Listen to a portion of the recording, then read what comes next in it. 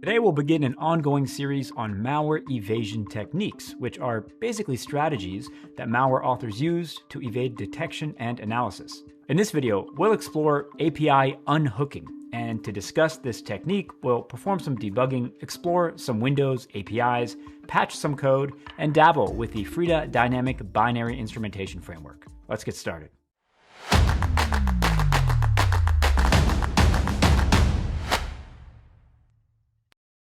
Now, in order to understand API unhooking, we need to discuss what API hooking is. Specifically, we're talking about inline hooking. Inline hooking is a technique used to intercept and modify the behavior of functions. Let me describe one way this works. When we analyze Windows malware, we might encounter a call instruction that executes an API, where the code that implements that API is in kernel32.dll. So the call instruction will transfer execution to the API code located in kernel32.dll. But if this API is hooked, the code will look a bit different.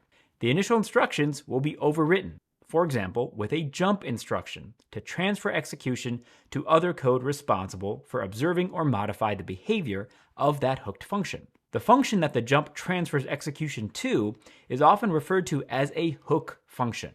That hook function is generally located within a DLL that is previously injected into the address space of the program that is being hooked. The hooked function will execute its code to log or modify the legitimate function's behavior. It will then need to execute the original code it overwrote in the API, and then transfer execution back to the API, continuing where it left off. Three types of software that perform this sort of API hooking are malware, security products, and analysis tools designed to inspect and trace execution. To demonstrate what it looks like when an API is hooked, I'm going to use that third category of software I mentioned, which are analysis tools. The tool I'm going to use is called frida-trace. Frida-trace is a command line tool provided as part of the Frida framework. This is basically a framework to inject and execute code within a process to examine its internals, and it does this in part by hooking APIs. To install Frida, you just need to have Python 3 installed and run pip install Frida tools. Frida also has Python bindings, which basically allows you to create your own dynamic analysis tools, but that topic is out of scope of this video, and in fact is something I cover in the SANS Advanced Code Analysis class. Using frida-trace to hook an API is pretty straightforward. For example, let's say you wanted to launch notepad.exe and you wanted to intercept calls to create file A, one of the functions that it imports. So in order to hook create file A calls within notepad.exe, we can use this command line. We specify frida-trace, followed by a -f, a path to the executable of interest, which is C Windows notepad.exe, then do a -i and specify the API that we actually want to intercept. Now this API, which is create file A, is located in kernel32.dll. We then provide an exclamation point followed by the name of the actual API. And you should note that specifying the name of the DLL that contains the API is optional, but I prefer to do so just to be very specific about the API that I actually want to hook. Once you have this command line in place, you'll press enter. You'll notice that it started tracing one function. Now the way frida-trace is actually hooking that function is by injecting a Frida-related DLL into notepad.exe, and that's where the hook function is actually located. So if I use process hacker, which I already have open here, and I double click on notepad.exe and I go to the modules tab, what I'll see here is a reference to a DLL called frida-agent.dll, and that is in fact the Frida DLL that has now been injected into notepad.exe. Now that was just to give you some brief exposure to frida-trace. Let's try something a bit more fun and malicious. Now here on my desktop, I have a 64-bit Windows executable named find.exe, and it is a Gazprom ransomware sample that implements API unhooking as an evasion strategy. As always, see the link in the description if you want to download this sample and follow along. If I load find.exe into PE Studio to review its imports, among the many imports is an API called htons. This function converts a number in host byte order to network byte order.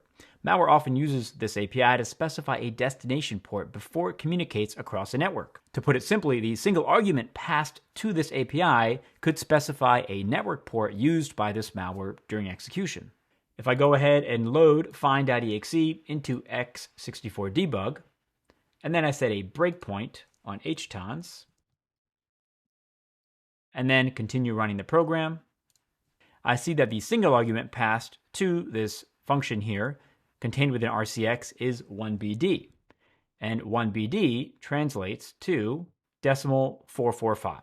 Ransomware, for example, often scans the local network targeting 445 or SMB in order to identify file shares that might contain content it can encrypt. So from an analysis perspective, it makes sense to potentially hook this API to understand if any such network activity is contained within the malware. So my goal here is to show you what it looks like when an API is hooked.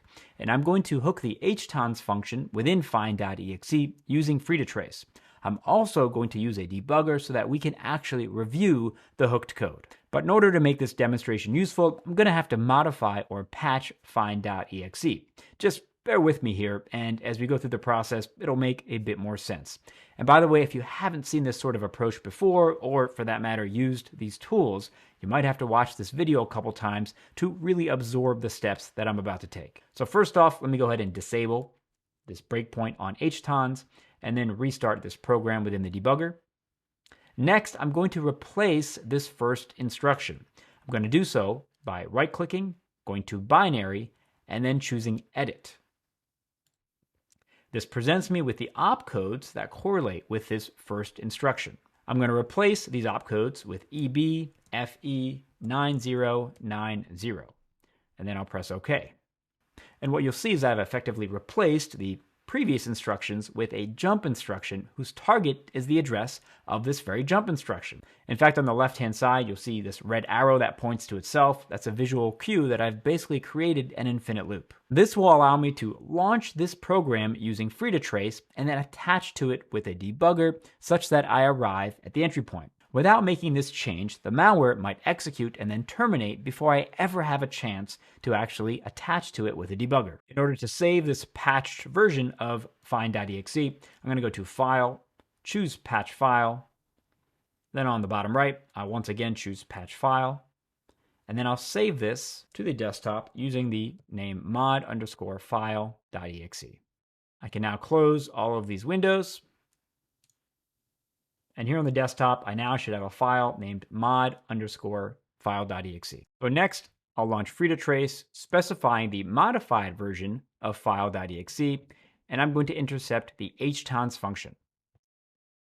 I'll now launch x64 debug, and my goal here is to attach to that modified version of file.exe. I'll do so by choosing File, Attach, and then double-clicking on mod_file. Now, although on the bottom left, you'll see that the program is running, because I have this infinite loop here, it cannot proceed past this instruction. I will now set a breakpoint on this jump by hitting F2, and this now pauses the program, as you can see on the bottom left. So we've launched our modified version of find.exe with frida-trace. I then attached to it using x64 debug, and I'm now paused at the entry point of this program. While we're paused, let's go take a look at the hooked version of htons. I'll go ahead and hit Control-G on my keyboard and type htons, followed by OK. And notice that the first instruction of htons is now a jump instruction. And the opcode associated with that instruction, by the way, is a hex E9. If you were to compare this code with the original code of htons, you would quickly notice an obvious difference. And again, that is that the first instruction is now a jump instruction. Now, if I were to actually follow the target of this jump, what you would find is it would eventually take me to the injected DLL associated with Frida. And if I could just demonstrate this briefly here, I'll go ahead and double click on this target, and I'll follow this code. You'll notice a jump instruction occurs shortly thereafter. If I double click on the target here, it takes me to this location. And if I look downwards and scroll down just a bit, I see that there's yet another jump or a call instruction here. And if I double click on the target there, and you take a look at the very top, you'll see I'm now located in frida-agent.dll. Now, we're not going to dig into the injected code. That's really not the focus of this video. Instead, we want to focus on how this malware actually identifies a hooked function by inspecting the first bytes of an API. If I return to the htons API by doing Control-G and typing htons once more, I'm going to set a hardware on access breakpoint on this jump instruction to observe when this ransomware actually evaluates the initial bytes of this API. In order to do so, I'm going to right-click on this instruction and go to Follow Dump, and then choose Selected Address. Notice in the dump window, the address where I'm located matches the address of this jump instruction. I'm now going to choose this hex E9, which correlates with the opcode for a jump instruction. I'm going to right-click on it, go to Breakpoint, and choose Hardware Access Byte. I've now got my hardware on access breakpoint in place. Now, before I actually run the program to see if I ever arrive here, I need to return to the entry point. In order to do that, I'm going to type Shift asterisks on my keyboard. That takes me back to the entry point. And you'll notice that I still have this infinite loop in place. Well, I now need to replace these instructions, or this specific instruction, with the original bytes associated with find.exe so that I can continue executing the program. To do this, I'm going to choose these first three instructions because those make up 4 bytes, which are precisely the number of bytes I earlier replaced. I'm going to then right-click, choose Binary, and Edit. And I'm now going to type in the original opcodes. And those opcodes were 48, 83, EC, 28. And I'll then press OK, and I now have the original bytes in place. I'll now remove this breakpoint at the entry point.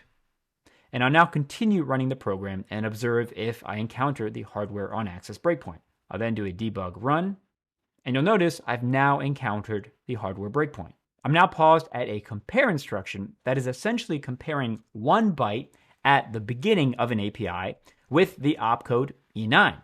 If I look below, I'll see a couple other compare instructions that are trying to identify the opcode FF and 25. Well, FF25 actually correlates with another type of jump instruction. So these 3 compares are basically trying to evaluate if the first bytes of an API are a jump instruction. And if they are, that could mean the API has been hooked by a security product or an analysis tool. Malware that performs this type of check will oftentimes then attempt to overwrite the hooked API code with the original bytes from the DLL on disk, effectively removing the hook. To investigate how malware achieves this goal, let's now jump to the function that actually contains these compare instructions so that we can better understand how it works. So to evaluate the function, I'm going to go ahead and copy the address of this first compare instruction. And then I've already got find.exe loaded within Ghidra, so I'm going to hit G to jump to this address and paste that address. I now arrive at the function that contains these compare instructions. Now, we don't have time to explore every single instruction here, and speaking of time, as you can tell, creating these videos does take quite a bit of it. So if you're enjoying it so far, please let me know by hitting that thumbs up button. Returning to this function within Ghidra, I want to start explaining some of the key aspects of this function and how it accomplishes API unhooking. Now, you might be wondering, is there another way that you would be drawn to this function besides the debugging effort that I just used? And there is. With the knowledge that API unhooking often involves looking for some of the opcodes associated with a jump, like hex E9 or FF25, what you could do is go to the search menu option here, go to program text, and you might choose to actually search for one of those opcodes associated with a jump, like E9. Now, in this case, we saw it in the context of a compare instruction, and it served as one of its operands. So down here in selected fields, I'll go ahead and uncheck comments and choose instruction operands, and then choose search all. So it'll basically look across all instructions in this program for instructions where one of the operands is an E9. I hit search all, and you'll notice that there are quite a few results here, 100 entries. Well, on the right-hand side, I can sort by preview, and then focus on only those that are compare instructions. And you'll notice among these few compare instructions, there's only one where the operand is E9. And that, in fact, is the very instruction that we're looking at. So this is yet another way that you might arrive or identify a function possibly looking for jumps that could indicate that an API has been hooked. Turning back to this function, and in fact, when I'm looking at any function, one of the first type of instructions that I'll look at are the call instructions because they indicate a function call. And as I scroll up here, one thing you'll notice is that there are many function calls here, like this one, that specify RAX as the target. In other words, that's the register that's going to contain the address of the function that's actually called.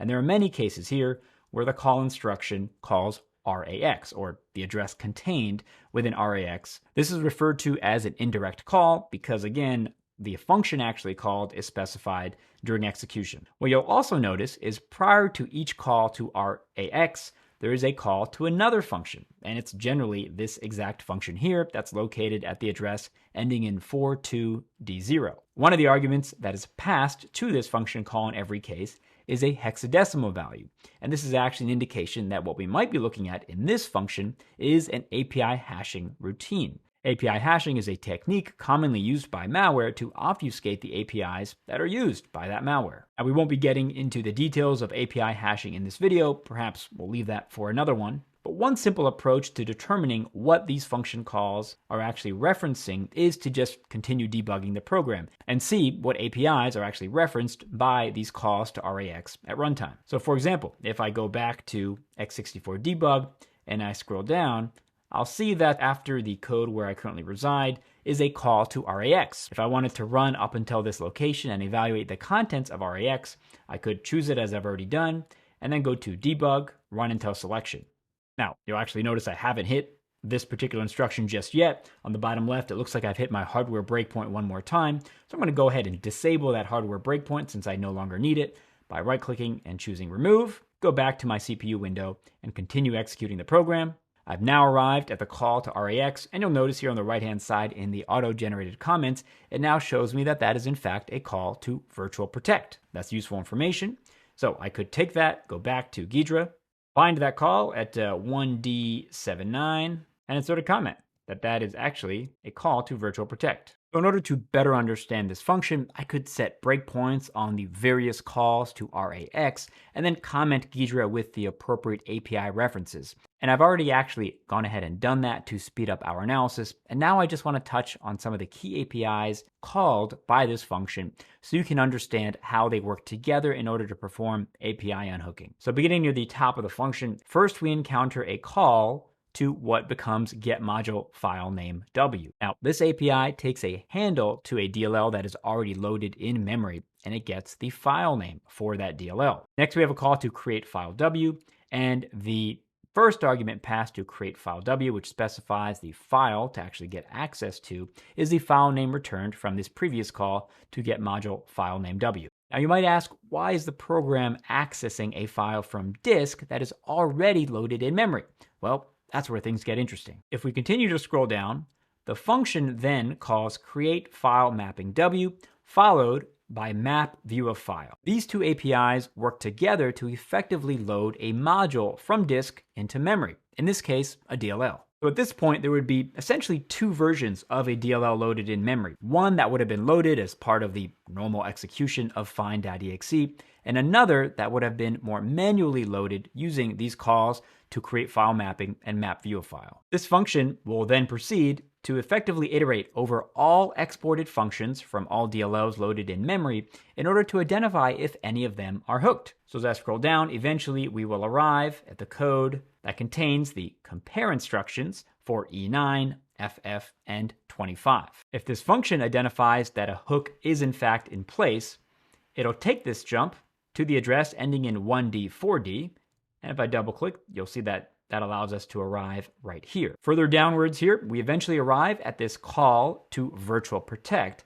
which will update the permissions of the hooked API in memory, such that it will now be writable. So initially, it would just be execute read. Now it will be execute read write. And this will allow the malware to overwrite that hooked API. After this call to virtual protect, the program will then call these move instructions here, which will basically copy over bytes from the original code of the API, which has now been mapped into memory, and overwrite the hooked API. One of the upcoming calls after that will then again call virtual protect, but this time with page execute read permissions, effectively restoring the original permissions for that API code. And by the way, all these instructions are located within a loop. You can see the condition down here, this JNZ instruction. It evaluates if the loop should continue iterating, and the loop allows the malware to evaluate for the presence of API hooks in any DLL that is loaded by this process. So I know I just jumped around a bunch within this function explaining a variety of APIs.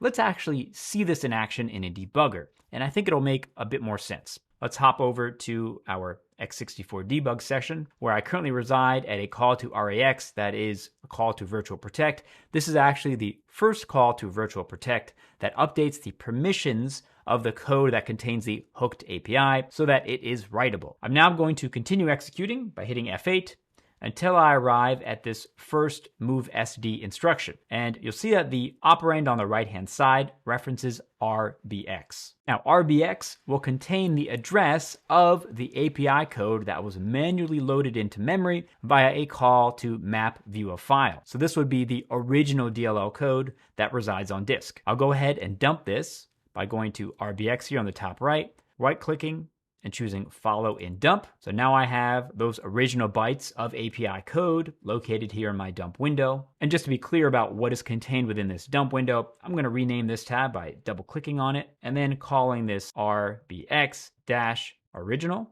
as these are the original bytes of the API from the DLL on disk. I'll press OK. I'm now going to execute this instruction by hitting F8.